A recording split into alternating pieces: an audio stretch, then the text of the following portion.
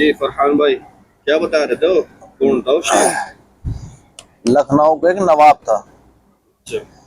अब उन नवाब साहब की शादी हुई अच्छा। और शादी होने के बाद में 6 महीने के बाद हम्म। नवाब साहब की एहलिया का इंतकाल हो गया। अच्छा। एहलिया यानी बेगम का। अच्छा। अब जब उनकी बेगम का इंतकाल हुआ, हाँ, बहुत गम हुआ उन्हें इस बात का।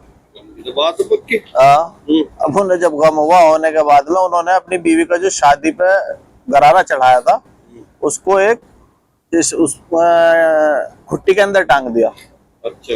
अब फिर नवाब साहब के दिल में उमंग जागी कि दूसरी शादी करी जाए। अच्छा। अब नवाब साहब जब दूसरी शादी करके लेकर आए तो नवाब साहब ने अपनी बीवी से बोला, सलाम दुआ करी करने के बाद बोला, आओ मैं तुम्हें कुछ अपनी जिंदगी की बीती हुई कहानी बताता हूँ। अच्छा। अब नवाब साहब जब अंदर लेकर उन्हें रूम में ले जाने के बाद में बोले, ये किसका लहंगा टंग रहा है नवाब साहब? अच्छा। हाँ। बोले, ये मेरी पहली बीवी का लहंगा है। अच्छा। हाँ। बोले, वो इंतकाल फरमा गई हैं। बोले, अच्छा। अब भाई कोई बात नहीं, महीने 2 महीने के बाद नवाब साहब की दूसरी बीवी का भी इंतकाल हो गया। अच्छा। अब जब दूसरी बीवी का इंतकाल हो गया, नवाब साहब फिर गम में आ गए। हाँ।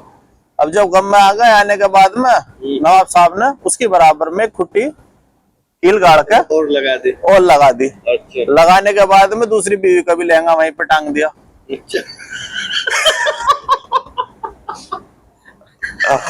अब नवाब साहब के दिल में उमंग जागी फिर। अच्छा, दो टांग दिए वहां से। अब जब उमंग जागी, जागने के बाद में नवाब साहब ने फिर तीसरा रिश्ता की खोज में लग गए। अच्छा। उनको फिर नवाब थे, कोई भी दे देता अपनी बेटी। हाँ। अब तीसरी शादी हुई नवाब साहब की। अच्छा। नवाब साहब की जब तीसरी शादी हुई तो नवाब साहब ने फिर वही रात को जो है लेके अपना कमरे में आए अच्छा। और आने के बाद में बोले, ये मेरी पहली बीवी रुखसाना जो थी उनका लहंगा है, और ये दूसरी बीवी मेरी जो थी शाहजहां थी, अच्छा। उनका लहंगा है। अच्छा।